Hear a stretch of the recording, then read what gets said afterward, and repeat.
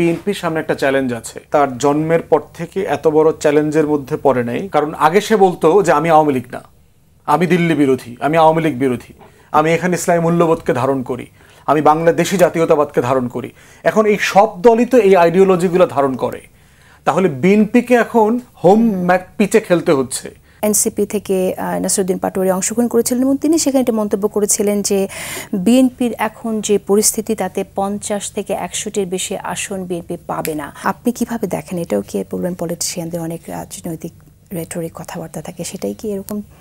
একটা বিষয় দেখেন যে বাংলাদেশে আমরা এমন একটা জায়গাতে এখন আছি, কোন দলের রাজনৈতিক particularly with regard to the electoral demography, যে নির্বাচনী ভোটিং রাজনীতিতে কোন দল আসলে কোথায় আছে, এটা সিম্পলি আসলে কেউ আমরা জানি না। আমি জাহিদ ভাই আমরা এই বিষয়ে লম্বা আলোচনা করেছি বিভিন্ন জায়গাতে।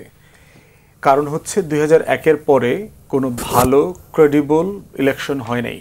2008-এ একটা ইঞ্জিনিয়ারিং হয়েছে, 14-তে একক নির্বাচন হয়েছে, 18-তে রাতে, 24-এ ডামি।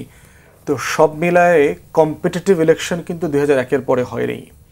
ইভেন 96 এবং 2001-এর নির্বাচনটা প্রবলেম্যাটিক এই কারণে যে অ্যালায়েন্সের ইলেকশন হয়েছে, বিএনপির জোট ছিল, আওয়ামী লীগেরও জোট ছিল। তাহলে যারা জিতেছেন তারা আসলে কত শতাংশ ওনার ভোটটা পেয়েছেন এটা আবার আমরা জানি না। তাহলে টেকনিক্যালি দেখেন 91-এর পরে বাংলাদেশের নাগরিকদের চয়েস মোতাবেক সিঙ্গুলার পয়েন্টে ভোটের যে প্র্যাকটিস সেটা কিন্তু আমরা জানি না।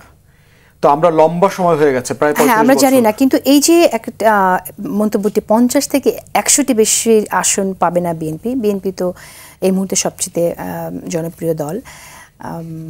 আমরা অতীত ইতিহাস থেকে বিএনপির ভোটিং সবচেয়ে জনপ্রিয় আছে, সাংগঠনিকভাবে বড় দল। এবং ভোটের ক্ষেত্রে যদি আমরা যদি আমাদের এখানে পরিমাপ হয়ে থাকে জনপ্রিয়তা মাপার, আসন পাওয়ার, তাহলে সেক্ষেত্রে বড় দল এটা বোধহয় বলতেই হয়। মানে ওই যে বললাম যে আপনার নির্বাচন নাই অনেকদিন থেকে, এই জন্য তাই বলে কি আপনি 50 থেকে 100টি আসন বলে দেয়া যায় কিনা? ওটা আমার মনে হয় যে ওই যে বললাম যে মানে ভুরি ভুরি মানে আপনি ওটা রেটরিক আকারে পড়তে হবে। এখানে দুইটা বিষয় গুরুত্বপূর্ণ বোঝা। একটা হচ্ছে বিএনপির রাজনীতি আমার দৃষ্টিতে তার জন্মের পর থেকে এত বড় চ্যালেঞ্জের মধ্যে পড়ে নাই, কারণ তার রাজনীতিটা ছিল দিল্লি এবং আওয়ামী লীগ সাপেক্ষে। অতএব জাতির কাছে একটা পরিষ্কার চয়েস ছিল যে আপনি কি ভারতের গোলামি করবেন, আপনি কি আওয়ামী লীগের গোলামি করবেন, না আপনি একটা বিকল্প জায়গায় ভোট দেবেন। তো সেই সাপেক্ষে বিএনপি একটা স্ট্রং ফোর্স আকারে গত 45 বছর ধরে এখানে আছে।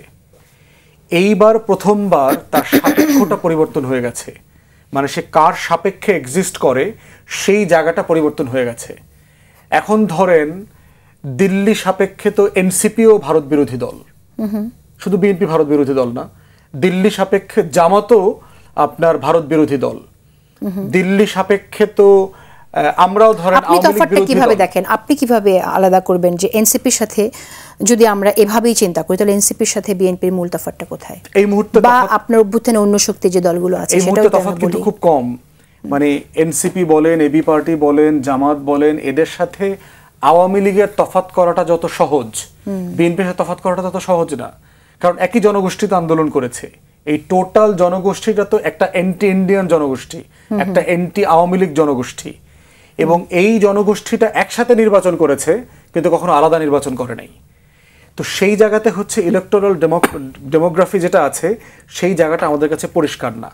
আর একটা সংকটের জায়গা হচ্ছে আপনার তরুণ ভোটার যার বয়স 35-40। কিন্তু ইলেকট্রাল ডেমোগ্রাফিটা আপনি বলছেন পরিষ্কার না, কিন্তু আবার আগের প্রেক্ষিতের কথা বলছেন যে প্রেক্ষিত টোটালি চেঞ্জ হয়ে গেছে। প্রেক্ষিতের মধ্যে সবচেয়ে প্রধানতম যে জিনিসটা আমরা এখন দেখছি সেটা হচ্ছে যে আওয়ামী লীগের অনুপস্থিতি এবং ভারত বিরোধিতার যে একটা সার্বিকভাবে একটা উপস্থিতি, সেটা তো এই চিন্তা করলে তো বিএনপি থেকে তো সবসময় বলছে আমরা দিল্লি না পিন্ডি না, সবার আগে বাংলাদেশ, সে কথাটা বলছে। তাহলে এটা আবার মধ্যপন্থা রাজনীতির কথা কিন্তু নতুন দলও বলছে। আপনি তাইলে কিভাবে আলাদা করবেন? মানে যে এখানে এটাই হলো বিএনপিকে প্রমাণ করতে হবে। এখন প্রত্যেকটা দলকে তার নিজের যোগ্যতা দিয়া এই ডেমোগ্রাফির কাছে যাইতে হবে যে কেন সে বেটার। আমি আওয়ামী লীগ থেকে আলাদা, আমি দিল্লি সাপেক্ষে এখনো বিরোধিতা করছি, কিন্তু অন্যদের থেকে আমি কেন জনগণের জন্য বেটার চয়েস। যেই জিনিসটা সে আপনার কি মনে হয় না যেটা অলরেডি সাধারণ মানুষ জানে যে কোন জায়গায় তারা আলাদা? আওয়ামী লীগ সাপেক্ষে জানে, আওয়ামী লীগের অনুপস্থিতিতে জানে। এই যে মেসেজটা বিএনপি অ্যাক্টিং চেয়ারপারসন দিচ্ছে, এটা কি তাহলে আপনি বলছেন তৃণমূলে বা ভোটারসদের কাছে পৌঁছচ্ছে না? এটা একই মেসেজ। আপনি যদি ভারত এবং আওয়ামী লীগ সাপেক্ষে যখন আলোচনাটা আসতেছে, একই বক্তব্য তো সবাই বলছে, চরমনাইও বলছে, জামাতও বলছে। প্রশ্ন হচ্ছে কর্মসূচিতে আপনাকে কেউ কেউ ইভেন আরো টাফ ভাবে বলছে। এই জন্য প্রশ্ন হচ্ছে যে সাপেক্ষের রাজনীতি, যেটা সে গ্রান্টেড পলিটিক্স করেছে গত 4.5 দশক, এই পলিটিক্সটাতে বিএনপির সামনে একটা চ্যালেঞ্জ আছে।